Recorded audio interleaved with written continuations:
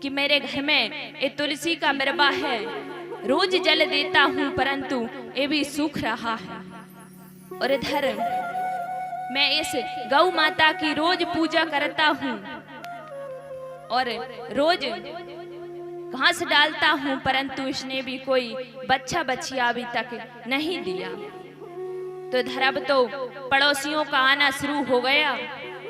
अब सुंदर पड़ोसी अगर किसी को मिल जाए तो वो तो भगवान की ही कृपा होती है, और अगर कहीं ज्यादा सुंदर मिल गए तो आपको उखाड़ कर ही फेंक देंगे। ऐसे भी होते हैं पड़ोसी। सो ही देखा पड़ोसियों का आना शुरू हो गया। बोले तुम्हारे घर पुत्र पुत्री नहीं है, देवता तुमसे खुश नहीं है, पितृ तुमसे खुश नहीं है, इधर तुम्हारे घर कोई पुत्र पुत्री नहीं है, इसीलिए तुम्हारा तुलसी का बिरबा सूख रहा है। और तुम्हारे घर एक गौ बांझ है, इसीलिए कि तुम्हारे घर में कोई पुत्र पुत्री नहीं है। अब तो आत्मा देव जी इतने दुखी हो गए, इतने दुखी हो गए कि क्या बताऊं। उन्होंने सोचा मैंने बहुत पाप कर्म किए हैं, इसीलिए मेरे घर कोई पुत्र पुत्री नहीं है। और विचार करने लगे अब मैं वन की ओर तपस्या करने के लिए जा रहा हूँ, जब तक मुझे पुत्र पुत्री का वरदान नहीं मिलेगा मैं लौट करके घर नहीं आऊंगा। इतना कहा सो ही वन की ओर चले गए। वहां पर जाकर के देखा आत्मा देवी जी एक वृक्ष के नीचे बैठकर बहुत जोर से रुदन कर रहे थे, रो रहे थे। वहीं पर देखा एक संत महाराज आ रहे थे। संत महाराज आए, महात्मा संत तो वैसे ही दयालु होते हैं। इधर संत महाराज आ रहे थे, सो उन्होंने आकर के देखा ये व्यक्ति तो बड़ा गुणवान लगता है, परंतु इससे जाकर के पूछना चाहिए इसे क्या कष्ट है। सो ही उनसे जाकर के पूछा आप कृपा करके बताइए, आप बड़े गुणवान लगते हो, आप इतने दुखी क्यों हो, आप पर क्या कष्ट है।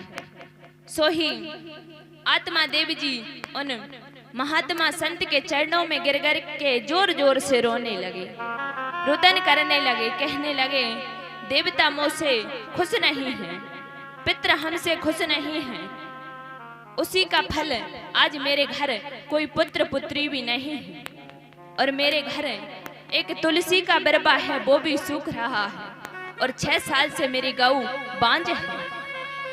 इतना कहा सो ही अब पंडित जी ने कहा आप कृपा करके मुझे ऐसा वरदान दे दीजिए कि मेरे घर एक सुंदर पुत्र हो जाए।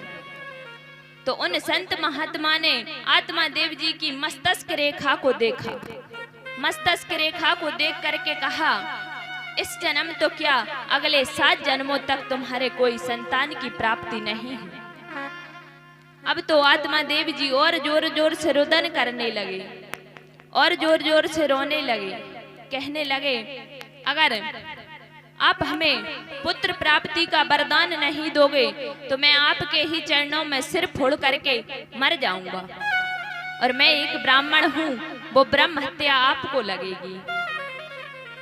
तो वो महात्मा संत कहते हैं कि मेरी बात मानो तो गोविंद को ही अपना पुत्र मान लो, गोविंद को ही अपना पुत्र मानो, वो तुम्हारा बेड़ा भव से पार कर देगा।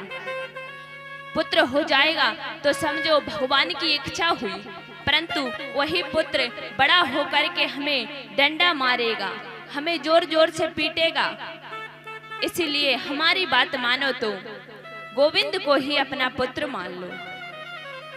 इतना कहा सोई आत्मा देवी जी कहने लगे यही तो बात है, आप संत महात्माओं के पास थोड़ी व्यथा क्या बता दी, आप तो वेद वेदांत का पाठ करने लगे, आप तो कथा सुनाने लगे, आपके सामने थोड़ी सी घर की बात क्या बता दी। महाराज एक ज्ञान आपका आपके पास रखिए, अगर मुझे पुत्र प्राप्ति का वरदान नहीं दोगे तो मैं यहीं पर आपके चरणों में सिर फोड़ करके मर जाऊंगा। आप संत हो, आप महात्मा हो, आप कुछ भी कर सकते हो, आपके ही चरणों में सिर फोड़ करके मर जाऊंगा। और मैं एक ब्राह्मण हूँ, वो ब्रह्म हत्या आपको लगेगी। इतना कहा सो ही उन संत महात्मा ने एक फल दिया और कहा इस फल को ले जा करके अपनी पत्नी को खिला देना। और उनसे कहा इस फल को खा करके 9 महीने तक नियम पूर्वक रहना है, अपने घर से बाहर नहीं जाना, एक समय भोजन करना और किसी के भी घर नहीं जाना। ऐसा कहा। अब तो आत्मा देव जी खुश हो गए और उस फल को लेकर के चले आए। उस फल को लेकर के आए और आकर के अपनी पत्नी को उस फल को दे दिया और नियम बता दिए कि 9 महीने तक तुम्हें इन नियमों का पालन करना है, हमारे घर सुंदर पुत्र होगा। अब तो धुंधली देवी इतनी परेशान हो गई कि क्या बताएं महाराज। जब वो 1 घंटा सुरक्षित अपने घर में नहीं बैठती तो 9 महीने तक एक जगह कैसे रह सकती हैं। तब तक ही एक पड़ोसन आ गई। पड़ोसन आई तो पड़ोसन आकर के बैठ गई। अब तो पड़ोसन से कहने लगी अरे बहन क्या बताऊं, मेरे पति एक फल लेकर के आए हैं और कहते हैं सुंदर पुत्र होगा इसे कहने से, और ये भी बोल रहे हैं कि 9 महीने तक नियम पूर्वक रहना है, किसी के घर नहीं जाना, एक समय तक भोजन करना है। और बहन मैंने सुना है जब स्त्री पुत्र या पुत्री को जन्म देती है तो उसका दूसरा जन्म होता है। और मैंने ये भी सुना है कि बहन जब स्त्री गर्भवती हो जाती है तो वो दौड़ नहीं पाती, तो कहीं डाकू आ गए तो मैं तो दौड़ भी नहीं पाऊंगी। अब तो पड़ोसन बोली बहन तुझे आर्मी में भर्ती थोड़ी होना है, सो तुझे दौड़ना पड़ेगा, मत दौड़ना 9 महीने तक। अब बोली बहन मेरी समझ में नहीं आता, मुझे तो ऐसा लगता है कि बांझ स्त्री ही सुखी है। इतना कहा सो ही पड़ोसन बोली बहन तू जाने तेरा काम जाने। वे तो वहां से उठ करके चली गई। अब पड़ोसन चली गई। अब धुंधली देवी की बहन आई, महाराज दर्शन कीजिए। 3 बच्चे जा साइड और 3 बच्चे जा साइड और 7वां गर्भ में है। आई आकर के बोली, आकर के खड़ी हो गई, बोली बहन तू अत्यंत दुखी लग रही है, क्या बात है, कृपा करके मुझे बता। सो ही कहा मेरे पति एक फल को लेकर के आए हुए हैं और मुझे ऐसा ऐसा नियम बता रहे हैं।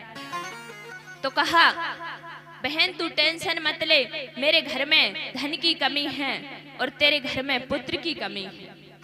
ये 7वां बालक मेरा तू ले लेना और मेरे पति थोड़े लोभी हैं तो उन्हें तू धन दे देना। अब तो दोनों बहनों की बातचीत तो हो गई। बोले ठीक है। अब विचार किया इस फल का क्या करें। सो ही सोचने लगी इस फल को तेरे पति असली फल लाए हैं कि ऐसे ही लाए हैं, इसकी परीक्षा ले लेते हैं। उसे जाकर के उस गऊ को खिला दिया। उस गऊ को खिला दिया। अब इधर धुंधली देवी की बहन के जैसे ही बच्चा हुआ